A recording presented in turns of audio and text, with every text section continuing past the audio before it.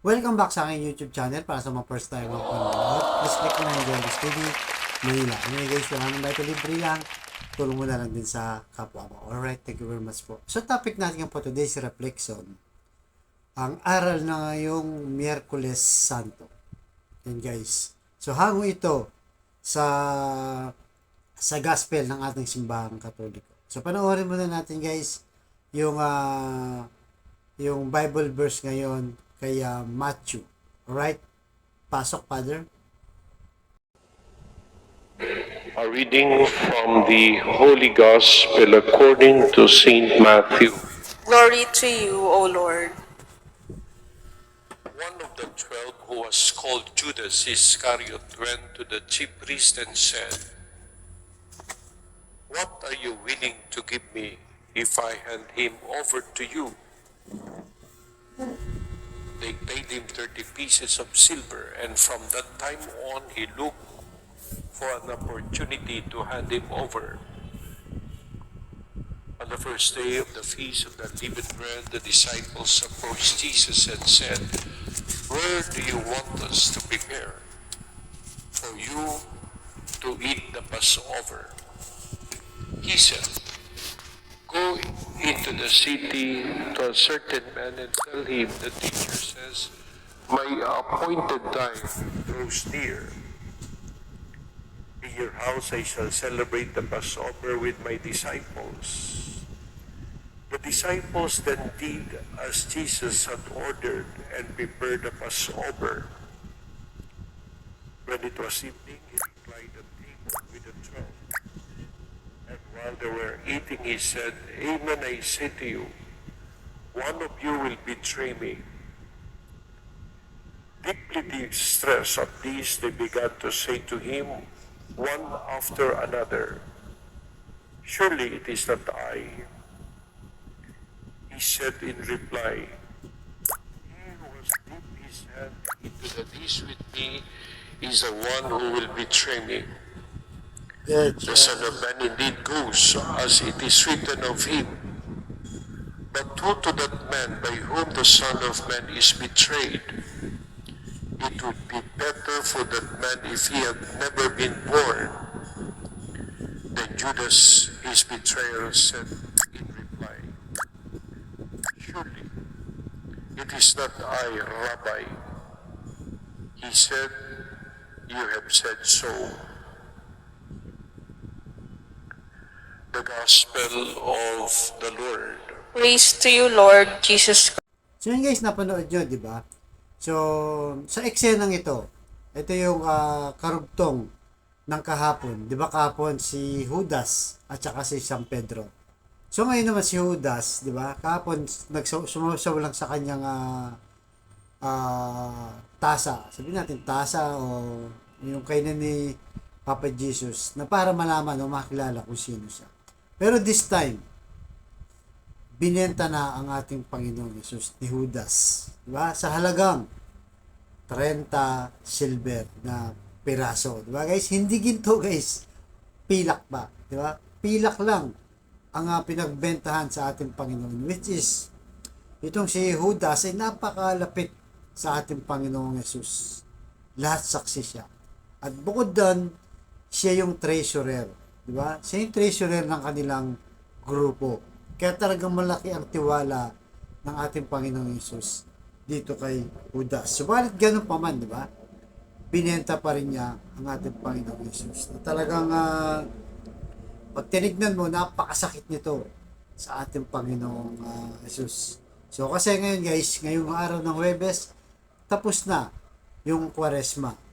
Di ba? Ito yung time na magbibigay ka, mag-aabuloy ka, fasting, di ba? Sa isa sa mga sinusunod natin, tuwing araw ng Biyernes, hindi tayo kakain ng karne mula nung Ash Wednesday. Yung disiplina sa sarili. So sana magawa natin lahat yan guys, di ba? So bukas paghuhugas na ng paa. So balik tayo guys dun sa Ebanghelyo, talagang nasaktan ang ating Panginoon Jesus nung binenta siya ni Judas, di ba? Sa mga dumadakip sa kanya. So, ibig sabihin, dahil sa pera, ipinagpalit niya ang ating Panginoon Yesus. So, alam niyo ba guys, merong isang grupo sa isang simbahan na nag-survey sila. Kasi bakit marami ngayon ang naghiwalay ng mag-asawa? Kaya inalam nila, nag-research sila, tinanong nila yung mga mag-asawa kung ano yung mga punot dulo. Isa sa naging dahilan, number one guys, sa naging dahilan kung bakit naghiwalay ang mag-asawa ay financial o pera. So, totoo yan guys, pera. Kasi napakalaking usapin ng pera pagdating sa mag-asawa. Kahit sa negosyo, kahit sa paman. Alam naman natin ang pera, ito yung number one na kailangan nating mga tao. Pero sa kabila niyan, may babala ang Biblia, di ba? Na ang pera ang isang pinagmumulan ng evil o ng demonyo. Pero, hindi ibig sabihin nun guys, bawal na yung magsumikap, bawal na magpayaman, bawal na yung mag-savings ng maraming pera. Hindi po. Ang ibig sabihin dito, kaya nagiging ugat ng evil o satanas itong pera dahil nga kung ikaw ay sakim. Diba? Kung may pera, napakadami, ayaw mo mabigay. May humihingi sa'yo ng tulong, di ba? Gasino lang yung binigay mo. 1,000, 2,000, pero ayaw mo pa rin ibigay sa taong nangangailangan. Lalo na pag kapamilya mo, parents mo, kapatid mo, kamag-anak mo, o kahit hindi mo kakilala. Basta humingi sa'yo ng tulong at hindi mo pinagbigyan. At pinaka root of evil nito, yung ibig sabihin yung mamahalin mo yung pera. Halos ayaw mo nang gastusin. Ayaw mo nang tumulong, ayaw mo nang ipamigay. Diba? Kaya nga tayo binibless ng ating Panginoong Yesus. Para i-bless din ng kapwa-tao natin. Para maging masaya rin sila. Diba? Pag nakatulong ka, napapasaya mo ang isang taong natulungan. At hindi lang yon, nagpapasalamat sila sa Diyos. So, yung balik sa'yo, yung ganti ng ating Panginoong Yesus. Di ba? Kaya nga minsan ang pera nagiging problema lang. Halimbawa, di ba, wala ka na talagang pera-pera.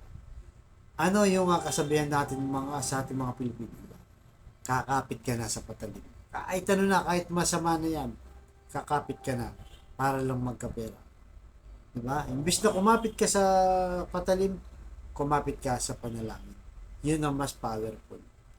So, ayun guys, pagdating sa mag-asawa kasi talagang problema to, lalo na pag nagsisimula pa lang kayong magpamilya. 'Di ba? Yung mangupaan ka ng bahay, tapos magkakaanak ka, bibili ka ng gatas, pambayad sa ilaw, kuryente, napakaraming bagay. 'Di ba? Na pangangailangan sa pera. Nandiyan pa yung may manghihiram sa iyo, 'di ba? O kaya naman ikaw mismo yung manghihiram dahil sa kakulangan o dahil sa kakapusan ng pera. So, ngayon dalawang mag-asawa, nararanasan lahat ito ng mag-asawa. Kapag wala nang magastos, di ba? Wala nang mapagkuhanan. Kahit sabihin mo pareho ka nagtatrabaho, pero kinakapos pa rin. Doon nakakaalaman kung paano nyo titiisin ang isa't isa, kung paano hahaba ang pasensya nyo, kung paano kayo lalaban, at kung paano kayo magsikap para makawala sa ganung uri ng kahirapan. So, marami sa atin ngayon, lalo na sa ating bansang Pilipinas na isang mahirap na bansa. Subalit kung madiskarte tayo, di ba? Lahat na lang gagawin natin, di ba? Mamuhunan dito, magtanim dyan, parang araw, magbubunga na rin yan. Lahat ng mga tinanim natin. Pero kung wala tayong gagawin, guys, 10 years ago, kung problema mo pera, after 10 years ulit, problema pa rin ng financial. So, doon tayo dapat magsumikap. Maraming bagay, kung ano yung kalakasan mo, kung ano yung kahindikan mo, magbenta ka kung ano-ano. Kung malapit ka sa eskwelahan, maganda yung pwesto ng bahay mo, magtinda ka ng sari-sari store, fishball, at kung ano-ano pa para lang kumita. Diba? Sa mga cellphone, kahit pa paano, diba? Kailangan pagkakitaan natin yan. Pwede kang magbenta na kung ano-ano online, diba? Online selling. Kung ano-ano pa para lang kumita. Kasi yan ang nagiging problema natin. Kung yung trabaho lang ang asahan natin at kulang pa, talagang mahihirap tayo, magkakaproblema tayo. Darating sa punto mag-aaway kayong mag-asawa. Dahil wala na kayong pantustos. Diba? Pag-aawayin nyo na, yung pambili lang ng bigas, ng ulam, pambayad sa kuryente, di ba? Pambili ng gatas sa mga anak, napakahirap po. Kumbaga, binibenta na natin yung ating prinsipyo, yung ating pagmamahal, nawawala na dahil sa usapin ng pera. Kaya dito kay Judas, di ba? Kung napansin nyo guys, binenta siya. Binenta ang ating Panginoong Yesus sa halagang 30 pieces na silver. Di ba? Natukso siya. Pinasukat sa ni Satanas. Di ba? Kaya nga, gaya na sabi ko kanina, di ba? Pagka walang-wala ka na, kumakapit ka sa patalim. Hindi sa panalangin. Kaya yan po ang magiging lesson natin na sana, ano man ang mangyari, di ba? Kumapit pa rin tayo sa panalangin sa Diyos. Maraming guilty sa atin. Alam natin to guys, tayong lahat. May kahinahan tayo. Pero dapat ito yung pagsikapan natin. Lahat ng kakulangan natin, ang Panginoong Yesus na ang magpupuno. Kaya nga siya namatay doon sa krus ng Kalbaryo 2,000 years ago guys. Dahil yung mga pagkakasala natin, siya yung tumubos. Siya yung nagbayad. Kaya sa pinadala ng ating amang nasa langit. Dahil sa kanyang pagmamahal. So, ganun po ang gawin natin. Dahil sa pagmamahal sa pamilya natin, huwag nating itulak papunta sa kasalanan, sa tukso, dahil lang sa kahirapan. So, may pag-asa pa po. Basta kumilos lang tayo, nothing impossible with God. Kaya nga sabi natin impossible with God, kasama natin ng Diyos. So yung kasabihan natin mga Pilipino, di ba? Nasa tao ang gawa, nasa Diyos ang awa. So pagpapalain tayo pag gumawa tayo ng mabuti, lalo na para sa ating pamilya. Kaya sa kapatid nating nanonood sa aking vlog, na may matinding karamdaman, problema sa pamilya at problema rin sa pinansyal, na kagaya ng nangyari ngayon, di ba? Kung problemahin natin pinansyal, sa Diyos tayo lalapit. Kaya type yung manalangin mo, Lord, i-bless niyo pong kapatid namin nanonood sa aking vlog na may matinding karamdaman. Stage 4 cancer na, Lord. May taning na po sa buhay. Bedridden na, Lord, sa bahay o sa ospital. Uwi niyo po, Lord, yung mapagpagaling na kamay. Haplusin niyo po, tanggalin niyo po ang kanyang karamdaman at ibalik ang kanyang kalakasan.